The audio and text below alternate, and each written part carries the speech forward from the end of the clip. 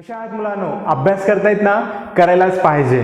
आपण मागच्या लेक्चरमध्ये जो तुमचा 11वीचा जो लॉज ऑफ मोशन चॅप्टर आहे त्यातला शेवटचा पॉईंट स्टार्ट केलता, that is centre of mass. Centre of मास नेमकं असतं काय बघा. सेंटर ऑफ मास हा एक पॉइंट असतो.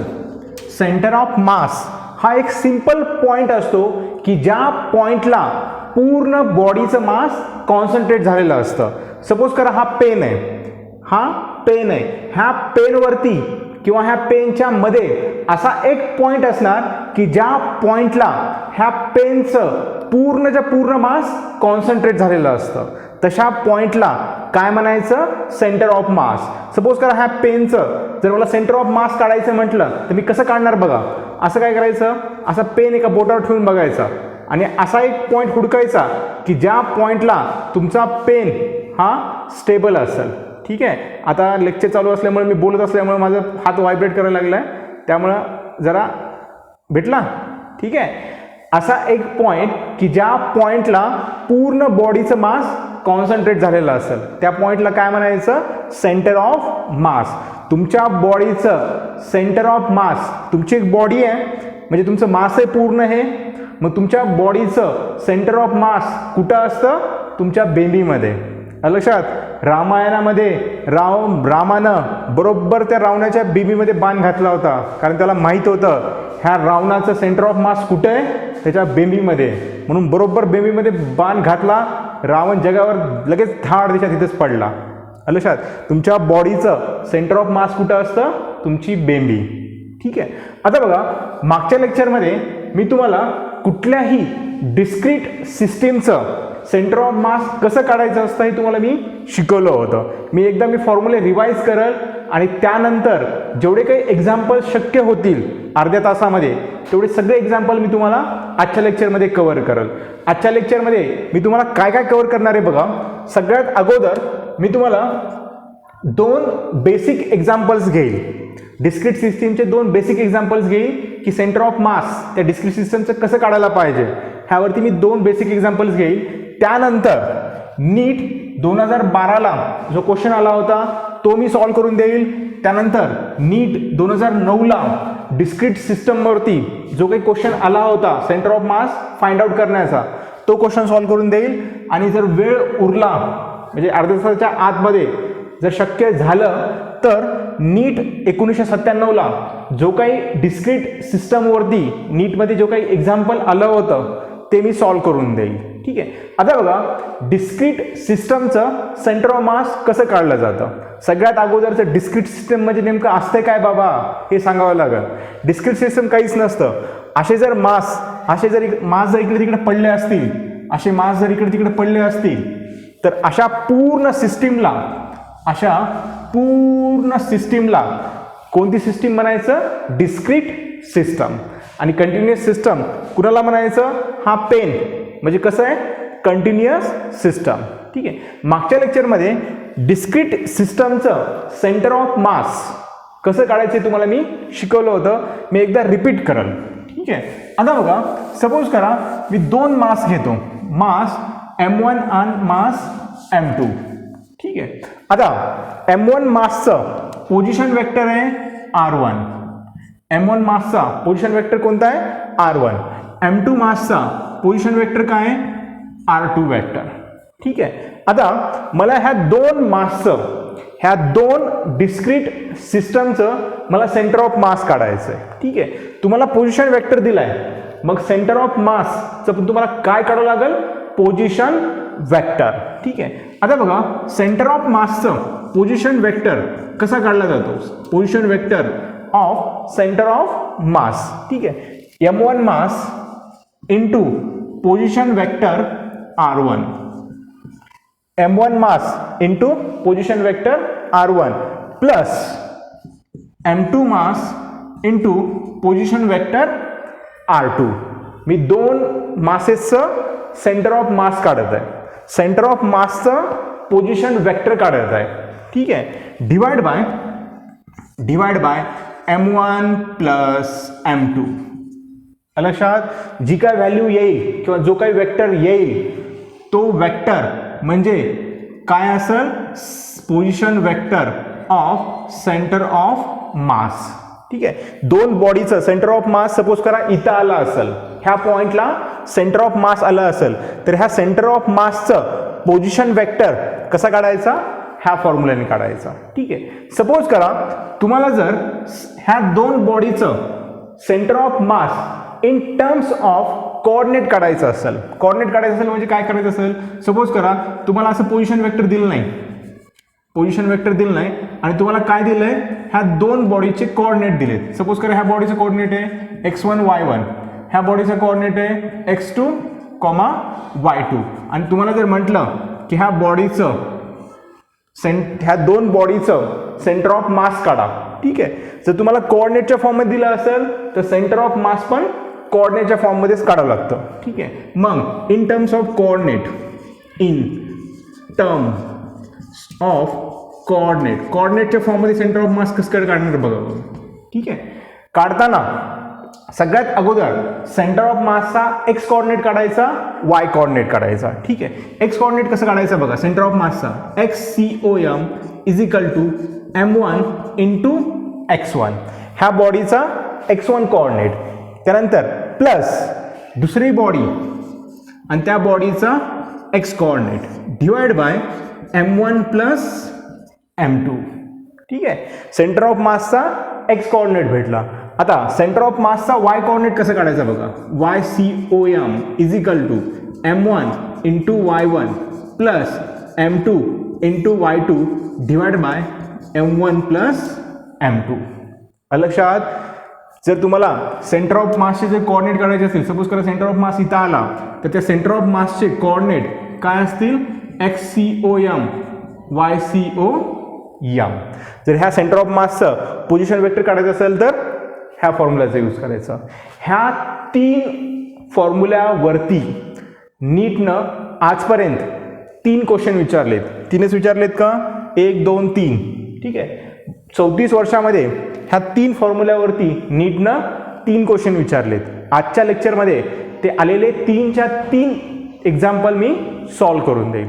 करायचं सुरुवात, सगळ्यात अगोदर मी पहिल्यांदा 2 बेसिक एक्झाम्पल घेईल, त्यानंतर मी नीटचे एक्झाम्पल्स घेईल. ठीक आहे, चला तर मग टाका फर्स्ट एक्झाम्पल. फर्स्ट एक्झाम्पल टाका, फाइंड एक्झाम्पल फर्स्ट. आणि डिस्क्रीट सिस्टीम कळालं ना, असे मासेस जर असतील ना वेगवेगळे तर त्याला काय म्हणायचं, डिस्क्रीट सिस्टम किंवा डिस्क्रीट मासेस. ठीक आहे, फर्स्ट एक्झाम्पल लिहा. Question first, find COM means center of mass of following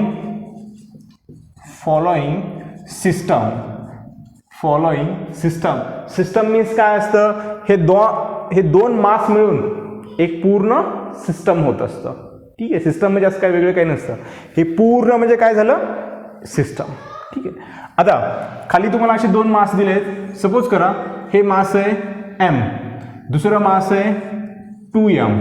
ठीक आहे, दोघांमधलं डिस्टन्स दिलंय त्यांनी D. हे तुमचं बेसिक एक्झाम्पल आहे. ह्याच एक्झाम्पल होते नीटनं आजपर्यंत 3 क्वेश्चन विचारलेत. हे नीटवाले काय आपल्या पुढे जात नाहीत, माझ्या शिकवण्याच्या पुढे नीटवाले जात नाहीत.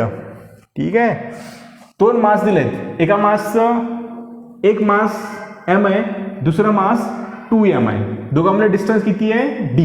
ठीक आहे, ह्या 2 मासचं आपल्याला काय काढायचंय, सेंटर ऑफ मास काढायचंय. ठीक आहे, आता बघा दिलेल्या 2 मासचं सेंटर ऑफ मास कसं काढायचं. ठीक आहे, तुम्हाला मी सांगितलंय की कुठल्याही सिस्टमचं सेंटर ऑफ मास काढण्यासाठी सगळ्यात अगोदर काय कन्सिडर करावं लागतं, ओरिजिन कन्सिडर करावं लागते. आणखी एकदा रिपीट, कुठल्याही सिस्टमचं, कुठल्याही डिस्क्रीट सिस्टमचं सेंटर ऑफ मास काढण्यासाठी सगळं पहिलं काम कोणतं असतं, ओरिजिन फाइंड आउट करायचं किंवा ओरिजिन कन्सिडर करण्याचं. ठीक आहे, आता हे 2 मास दिलेत. ह्या 2 मासमध्ये तुम्हाला ओरिजिन कसं कन्सिडर करायचे बघा. ठीक आहे, कुठल्याही पॉईंटला ओरिजिन कन्सिडर करा. ठीक आहे, आता बघा मी काय करतो, इथं मी तुमची ओरिजिन कन्सिडर करतो, इथं. ठीक आहे, मग हे जर मी इथं ओरिजिन कन्सिडर केली तर ह्या मासचे M मासचे कोऑर्डिनेट काय येतील 0,0. ठीक आहे. घ्या खाली first consider origin at any point. कुठल्याही पॉईंटला ओरिजिन कन्सिडर करा. तुम्हाला जर वाटलं तर मला इथं कन्सिडर करायची, इथं कन्सिडर करा, पण सोपं बघत जावा. सोपं काय, तुम्ही हा जो एम मास आहे ना त्या एम मासलाच ओरिजिन कन्सिडर करा. म्हणजे ह्या एम मासचे कोऑर्डिनेट काय येतील 0,0. ठीक आहे. First consider origin at any point. ठीक आहे. मला सांगा हा पॉईंट जर तुमचा ओरिजिन असेल आणि ह्या ओरिजिनवरती जर एम मास असेल तर ह्या 2m मासचे कोऑर्डिनेट काय येतील सांगा. ह्या 2m मासचे कोऑर्डिनेट काय येतील. ठीक आहे. आता बघा ह्या 2m मासचे कोऑर्डिनेट काय येतात बघा. हा जर ओरिजिन असेल किंवा तुम्ही असं कन्सिडर करा, सपोज करा हा एक्स ॲक्सिस असेल, हा तुमचा एक्स ॲक्सिस, हा तुमचा वाय ॲक्सिस. ठीक आहे. एक्स ॲक्सिस थोडंसं असं हे तू वरून काढा, पुन्हा म्हणताल काय हे सपोज करा तुमचा एक्स ॲक्सिस आहे. ठीक आहे. दोघांमध्ये डिस्टन्स किती आहे, डी दिलेलं आहे. ठीक आहे. इथले कोऑर्डिनेट काय दिले 0,0. मग मला सांगा ह्या 2m मासचे कोऑर्डिनेट काय येतील. 2m मासचे कोऑर्डिनेट काय येतील, डी. इथून इतकं डिस्टन्स किती आहे, एक्स ॲक्सिसवरती डी आहे आणि ह्याचं वाय डिस्टन्स किती आहे 0. शिकलात ना तुम्ही 10वीमध्ये. कुठल्या आहे, सपोज करा हा एक्स पॉईंट आहे, हा तुमचा वाय पॉईंट आहे. इथला सपोज करा हे जर डिस्टन्स तुमचं 2 असेल तर ह्या इथल्या पॉईंटचे कोऑर्डिनेट काय असतात तुमचे 2,0. कारण इथलं वाय इथं ह्या पॉईंटसाठी वाय कोऑर्डिनेट येईल का, नाही येणार. तो काय असेल 0 असेल. तसंच सेम इथं बघा ह्या पॉईंटचं कोऑर्डिनेट काय येईल, हा 2m मास एक्स ॲक्सिसवरती आहे, हा एक्स ॲक्सिस आहे तुमचा, हा तुमचा वाय ॲक्सिस आहे. ह्या पॉईंटचा एक्स कोऑर्डिनेट काय येईल, डी येईल. इथून इतकं डिस्टन्स किती आहे, डी आहे. आणि ह्या पॉईंटचा वाय कोऑर्डिनेट काय येईल तुमचा 0 येईल. ठीक आहे. सगळ्यात महत्त्वाचं कोऑर्डिनेट काढावं लागतात अगोदर. ठीक आहे. आणि कोऑर्डिनेट कशी काढायची तुम्हाला मी दाखवलं. ठीक आहे. कोऑर्डिनेट झाले. ठीक आहे. आता बघा ह्या 2 मासचं मला सेंटर ऑफ मास काढायचं आहे. सेंटर ऑफ मासचा मला पॉईंट फाइंड आउट करायचं आहे. ठीक आहे. आता बघा मला मी कोऑर्डिनेटच्या फॉर्ममध्ये ते 2 मासेस आहेत, म्हणजेच सेंटर ऑफ मासचं मला कोऑर्डिनेट काढावं लागतील. एक्स कोऑर्डिनेट काढावं लागेल, वाय कोऑर्डिनेट काढावं लागेल. ठीक आहे. एक्स कोऑर्डिनेट काढण्यासाठी मी हा फॉर्म्युला यूज करेल m1 × x1 + m2 × x2 divide by m1 + m2. ठीक आहे. 2 मासेस आहेत. 2 मासेस असल्यामुळं m1 m2. जर 3 असले असते तर m3 × x3 असे कितीही असले असते तुम्ही कितीही जोडला असतात. ठीक आहे. आता ह्याच्यामध्ये बघा हे काय असेल तुमचं x1, y1 आणि हे काय असेल तुमचं x2, y2. ठीक आहे. हे m म्हणजे तुमचं काय असेल m1 आणि 2m म्हणजे हे काय असेल तुमचं m2. ठीक आहे. आता ह्या 2 मासचा जो सेंटर ऑफ मास पॉईंट असेल, सपोज करा तो इथं असेल, कुठं असेल. ठीक आहे. तर ह्या सेंटर ऑफ मासचे मला कोऑर्डिनेट काढायचे आहेत. ठीक आहे. एक्स कोऑर्डिनेट काढायचा आहे, वाय कोऑर्डिनेट करायचा आहे. आता बघा मी एक्स कोऑर्डिनेट हा फॉर्म्युला यूज करायचा. एक्स COM = m1 किती तुमचं m. ठीक आहे. डस्टर जरा खाली ठेवतो. ॲक्च्युली हे डस्टर नाही आहे. आता हे तुम्हाला सांगायला पण नको वाटतं, भले नाही ते माझं. ठीक आहे. m1 ह्याचा एक्स कोऑर्डिनेट x1 कोऑर्डिनेट काय आहे 0 प्लस m2 काय आहे d. त्यानंतर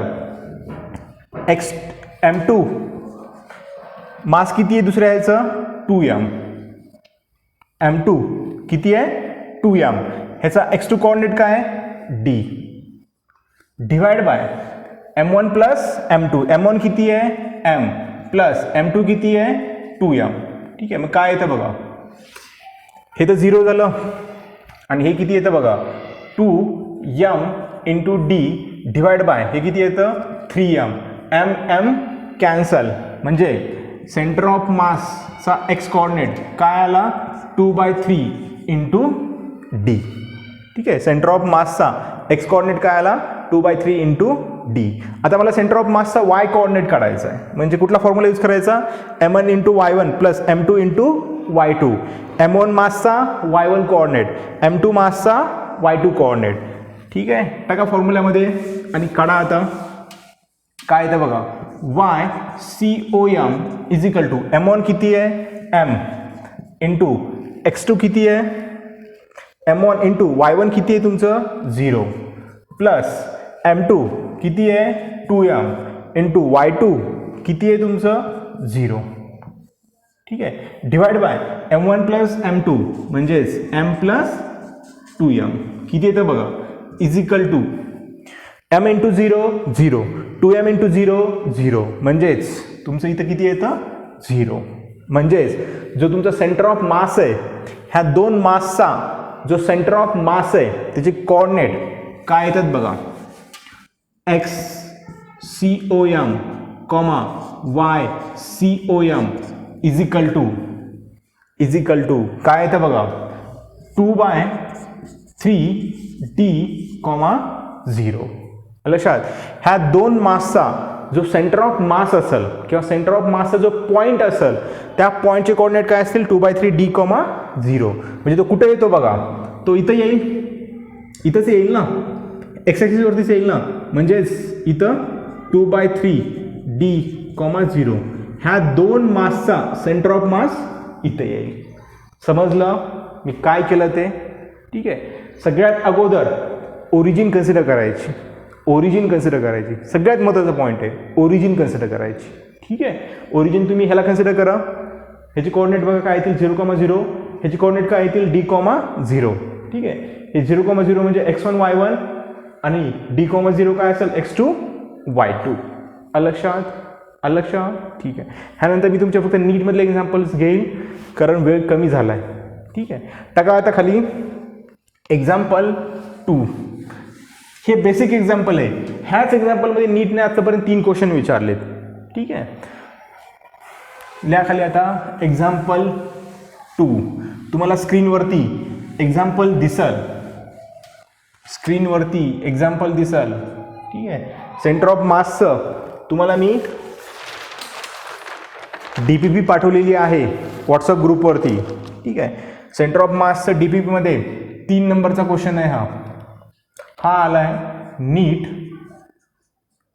2012ला, नीट 2012ला.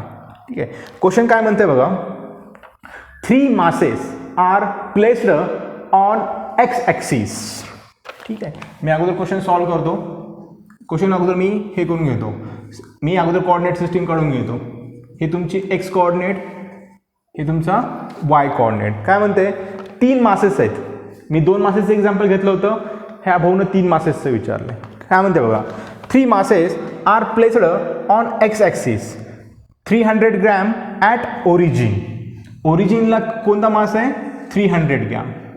ओरिजिन म्हणजे ह्याचे कोऑर्डिनेट काय असतील 0,0. ह्याचं मास किती असेल, सपोज करा ह्याला m1 कन्सिडर करा, हे झालं तुमचं 300 gram. At origin 500 gram at x is equal to 40 centimetre. Suppose करा इथंही तुमचं x is equal to 40 centimetre. इथे तुमचं दुसरं मास आहे, हे असं तुमचं दुसरं मास आहे. त्या मासचं मास किती दिलं, ते दुसरं मास तुमचं 500 ग्रॅम. ठीक आहे, ॲट 40 सेंटीमीटरला 500 ग्रॅम. आणि तिन्हीच्या तिन्ही मासेस एक्स कोऑर्डिनेटवरती आहेत. ठीक आहे, जसं मी तुम्हाला बेसिक एक्झाम्पल घेतलं ना तेच विचारलं आहे, फक्त 3 मासमध्ये विचारले त्यांनी. And 400 gram at X is equal to 70 centimetre. X is equal to 70 सेंटीमीटरला, एक्स इज इक्वल टू 70 सेंटीमीटरला एक तिसरं मास आहे M3, किती येते 400 ग्रॅम. ठीक आहे, तर काय म्हणते the distance of centre of mass from the origin. ह्या 3 मासचं जे सेंटर ऑफ मास येईल त्या सेंटर ऑफ मासचं डिस्टन्स काढा म्हणते. कुठून काढा म्हणते, ओरिजिनपासून. ठीक आहे, 2 मासचं सेंटर ऑफ मास कसं काढायचं तुम्हाला मी सांगितलं आहे. ह्यांनी काय केलं, फक्त 3 मास विचारले. समजलं काय विचारले काय नाही ते.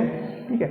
ह्या 3 मासचं सेंटर ऑफ मास कुठे येईल, कुठेतरी येईल, एक तर इथं येईल नाही तर इथे येईल, कुठं ना कुठंतरी येईल. ठीक आहे. त्या सेंटर ऑफ मासचं डिस्टन्स काढायचं आहे. कुठून काढायचं आहे? ओरिजिनपासून. आलं लक्षात? क्वेश्चन आलं लक्षात? कधी विचारलाय हा? नीट 2012ला. ठीक आहे. लिहा आता answer. First consider origin at any point. पहिल्यांदा मी ओरिजिन कन्सिडर केली. ठीक आहे. ओरिजिनला मी ओरिजिन कन्सिडर केली म्हणजे हे तुमचे कोऑर्डिनेट काय असतील? x1, y1 हे तुमचे कोऑर्डिनेट. आता ह्या माससाठीचे कोऑर्डिनेट किती येतील बघा. किती येतील? 40, 0 म्हणजे हे तुमचं काय असेल? x2, y2. त्यानंतर ह्या माससाठीचे कोऑर्डिनेट काय येतील? 70, 0 म्हणजे हे असेल तुमचं x3, y3. ठीक आहे. मग first consider the origin. The coordinate of, लिहा खाली, the coordinate of centre of mass is. ठीक आहे. एक्स कोऑर्डिनेट, सेंटर ऑफ मासचा एक्स कोऑर्डिनेट. ठीक आहे. ह्या तिन्ही मासचं एक सेंटर ऑफ मास येईल, एक पॉईंट येईल ज्या पॉईंटला ह्या तिन्ही मासचं मास कॉन्सन्ट्रेट झालेलं असेल. ठीक आहे. तो पॉईंट मला काढायचा आहे. त्या पॉईंटचा एक्स कोऑर्डिनेट कसं काढणार मी? XCOM is equal to M1 into x1 plus M2 into x2 plus M3 into x3 divide by M1 plus M2 plus M3. आता मी फास्ट सॉल्व करतो. ठीक आहे. सेंटर ऑफ मासचा मी एक्स कोऑर्डिनेट काढत आहे. लक्षात? मग XCOM इज इक्वल टू किती येतं बघा. आता M1 किती आहे? 300 इंटू x1 किती आहे? 0. x1 किती आहे? 0 प्लस M2 किती आहे? 500 इंटू x2 किती आहे? 40 प्लस M3 किती आहे? 400 इंटू x3 किती आहे? 70 divide by M1 plus M2 plus M3. M1 किती आहे? 300 प्लस M2 किती आहे? 500 प्लस M3 किती आहे? 400. ठीक आहे. मग x coordinate of centre of mass काय येतं बघा. 300 इंटू 0 येतं. इथं किती येतं? 5 चौक 20 म्हणजे 20 म्हणजे हे आणि त्याच्यावरती किती शून्य द्यावं लागतील मला? 2, 3 1 2 3 प्लस, बरोबर आहे ना? 500 गुणिले 40 20,000 प्लस 7 चौक 28 त्याच्यावरती मला किती शून्य द्यावं लागतील? 3 द्यावं लागतील. डिवाइड बाय खाली किती येईल बघा. 5 आणि 4 9, 900, 9 आणि 1 10 आणि 2 12 म्हणजे हे येईल तुमचं 1200. ठीक आहे. मग काय येतं बघा. हे किती येतं? 28 आणि 20 किती यायला लागले? हे 48,000. 1 2 3 डिवाइड बाय खाली किती आहे? 1200. ठीक आहे. हे दोन कटलं म्हणजे किती राहते बघा. 12 1 12 25 12 12 चौक 48 म्हणजे हे येतं 40. म्हणजे एक्स कोऑर्डिनेट सेंटर ऑफ मासचा एक्स कोऑर्डिनेट किती आला? 40 सेंटीमीटर.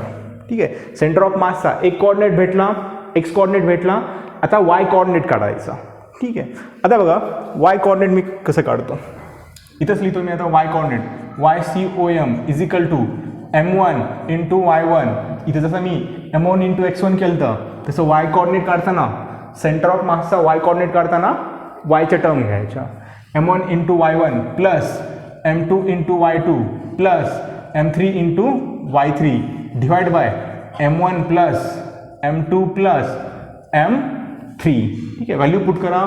किती येतं बघा. आता झालं मी याला पुसतो. आता मला जागा पूर्ण गेली. पुसतो मी थोडतं. M1 किती आहे? M1 300.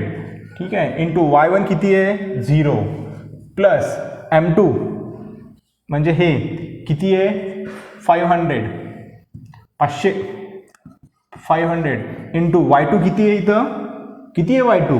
0 प्लस y3 किती आहे? y3ची मास M3चं मास किती आहे? 400 इंटू y3 कोऑर्डिनेट किती आहे? 0. ठीक आहे.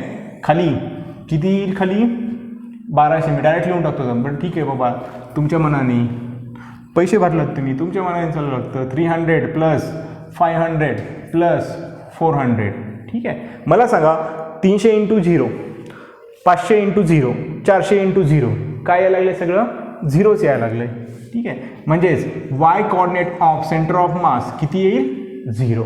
ठीक आहे, म्हणजेच सेंटर ऑफ मासचे कोऑर्डिनेट काय असतील तुमचे, x COM comma YCOM is equal to 40,0.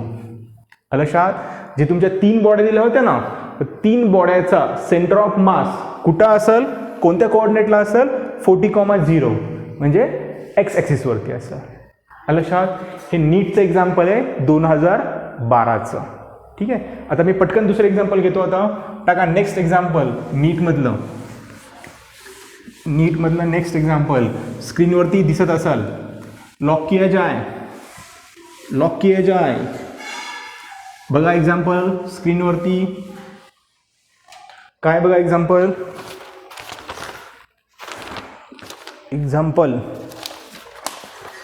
5 नंबरचं एक्झाम्पल आहे तुमच्या TPP मध्ये.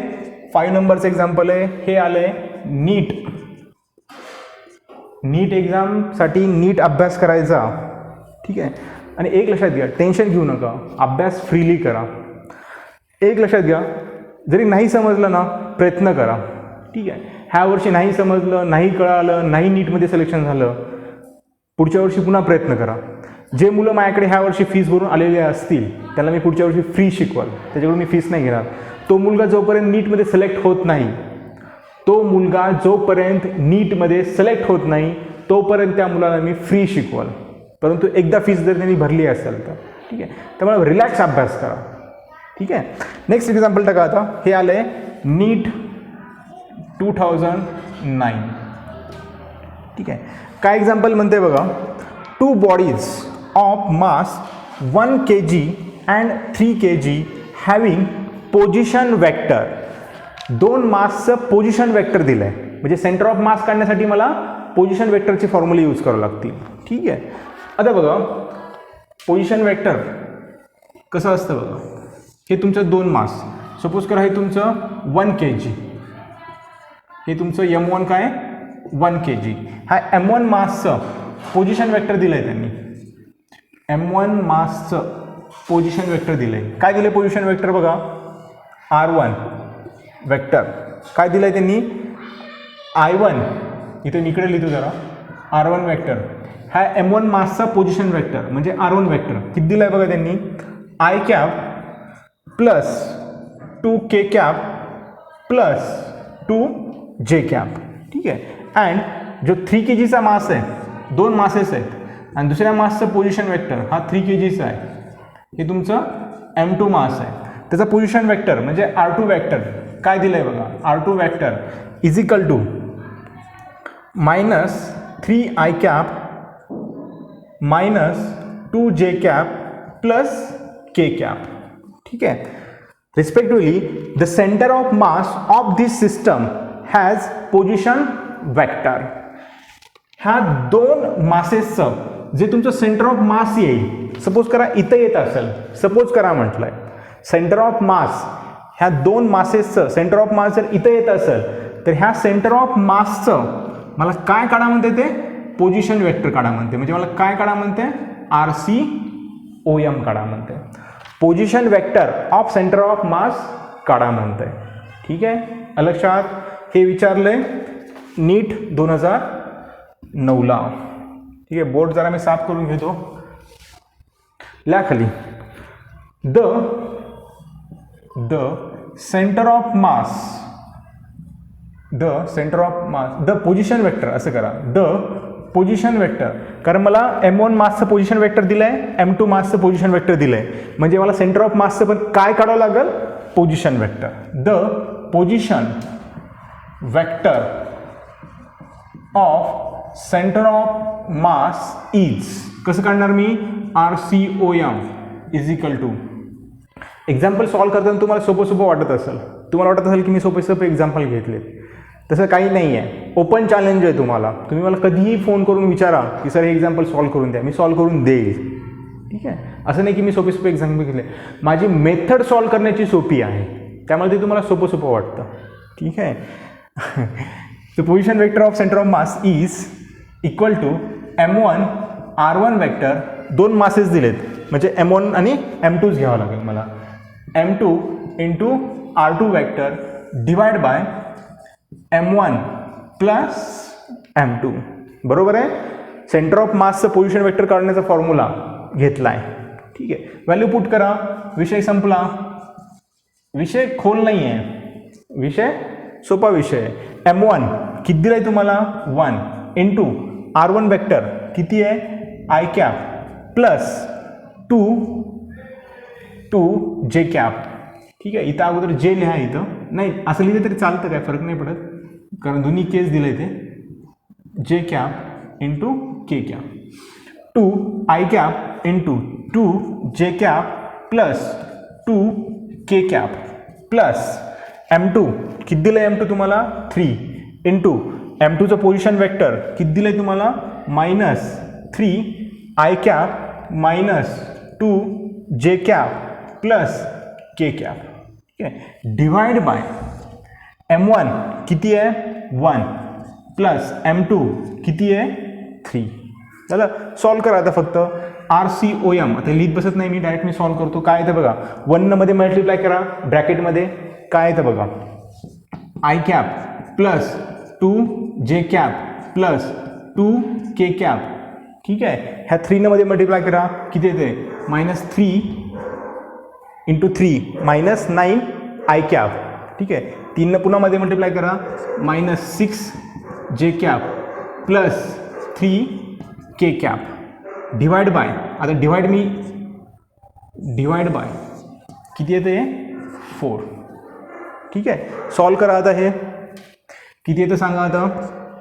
हे इथं आय कॅप आहे, इथं आय कॅप आहे, आय कॅप करायचं. ठीक आहे, जे कॅप करायचं, के कॅप करायचं, कुणी कुणामध्ये नाही करायचं. इथं आय कॅप, इथं -9 आय कॅप म्हणजे किती येतं, हे 1/4 मी बाहेर घेतो, -8 आय कॅप. ठीक आहे, हे आय कॅप कॅन्सल झालं. 2 जे कॅप -6 जे कॅप किती येतं -4 जे कॅप. ठीक आहे, जे कॅप झालं. के कॅप किती येतं बघा 3 आणि 4 म्हणजे किती येतं 3 आणि 2 5. ठीक आहे, 3 आणि 2 किती येतं 5 प्लस 5 के कॅप. ठीक आहे, R2 वेक्टर बरोबर घेतलं आहे ना मी, R2. ठीक आहे, एकदा मी चेक करतो.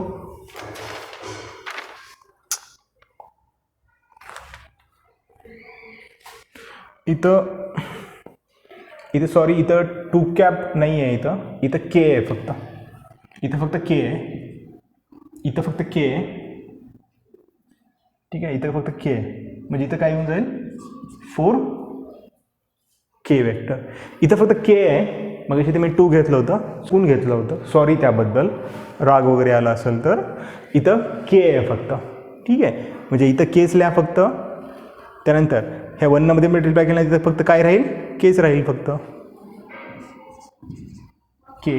ठीक आहे, नीटचं ओरिजिनल एक्झाम्पल त्यामुळे बघावं लागतं. नीटचं ओरिजिनल एक्झाम्पल नसलं तर मी असं सॉल्व केलं असतं. ठीक आहे, म्हणजे इथं काय येतं 4 के कॅप म्हणजेच तुमचं position vector of centre of mass काय येतं बघा, हे येईल तुमचं 4 मध्ये मल्टिप्लाय करा म्हणजे काय येतं इथं 4 2 8 2 I cap minus J cap plus K cap. This is position vector of centre of mass. Centre of मासचं हे पोझिशन वेक्टर. समजलं इथपर्यंत. टाका आता शेवटचं example, last and best example. ठीक आहे, कधी विचारलंय बघा 1997ला, स्क्रीनवरती क्वेश्चन दिसत असं. सॉल्व करायचा प्रयत्न करा. टफ एक्झाम्पल नाही आहे, थोडंसं मन हलकं करा म्हणजे मोकळं करा, सॉल्व होऊन जातं. नीट 1997. ठीक आहे, किती नंबरचं क्वेश्चन आहे बघा DPP मधला, 9 नंबरचा क्वेश्चन आहे. 9 नंबर काय म्हणले बघा, in carbon monoxide molecule the carbon and oxygen atom are separated by a distance. एक कार्बन ॲटम आहे हा कार्बनचा ॲटम, ठीक आहे. आणि एक दुसरा ऑक्सिजनचा ॲटम आहे, हा ऑक्सिजनचा atom. The carbon and oxygen atom are separated by a distance. दोघांमधलं डिस्टन्स किती दिलं आहे? दोघांमधलं डिस्टन्स किती दिलं आहे? 1.12 इंटू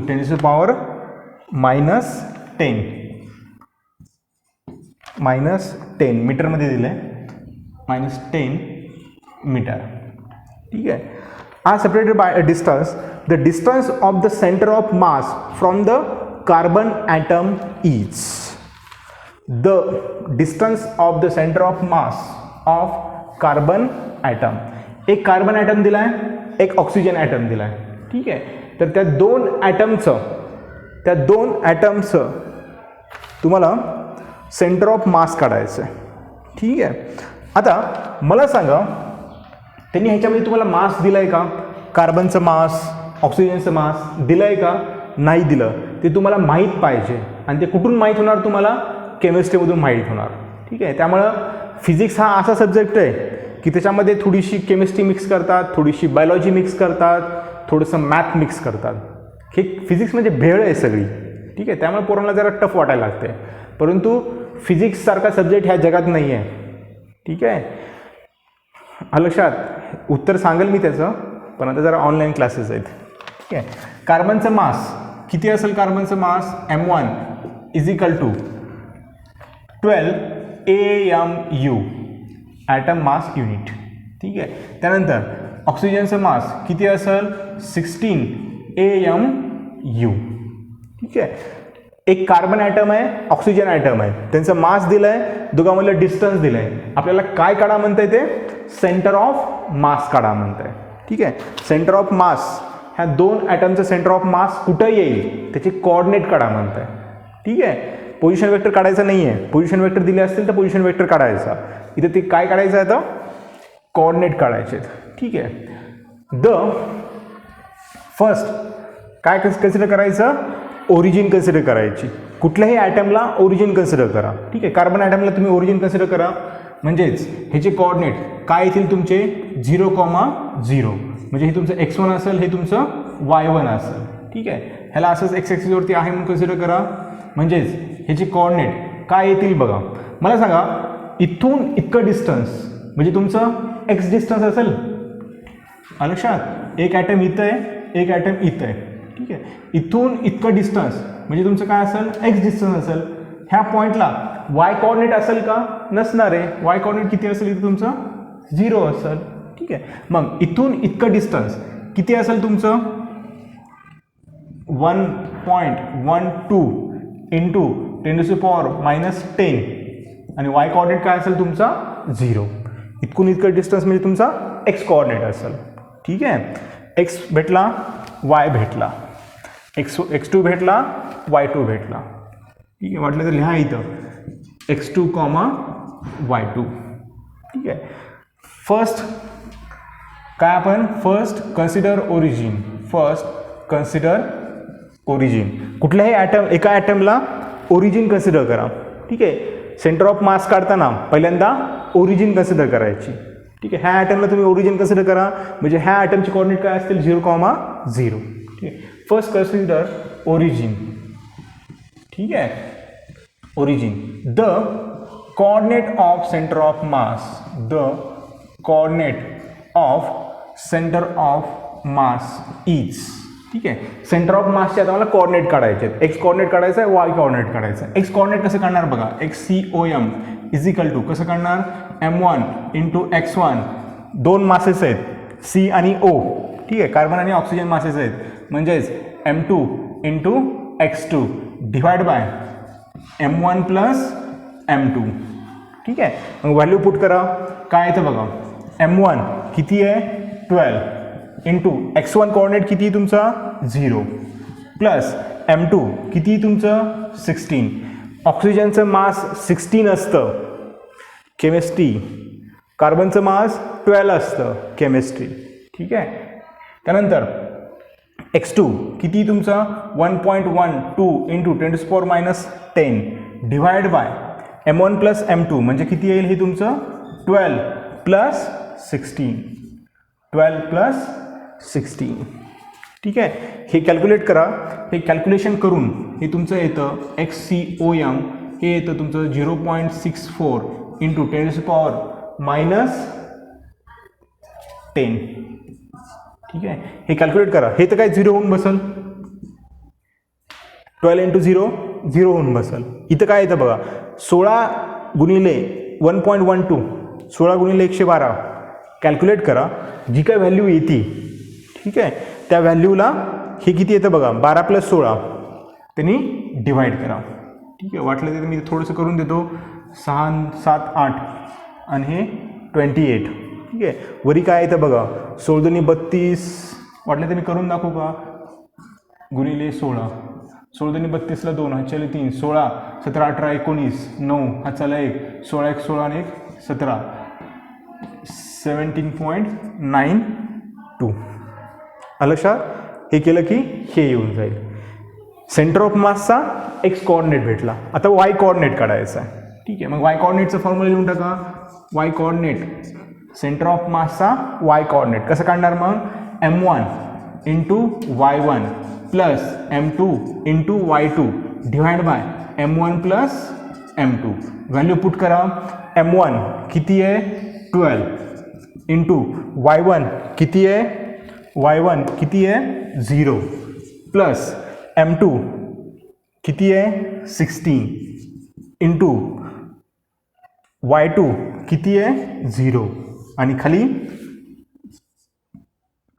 12 प्लस 16.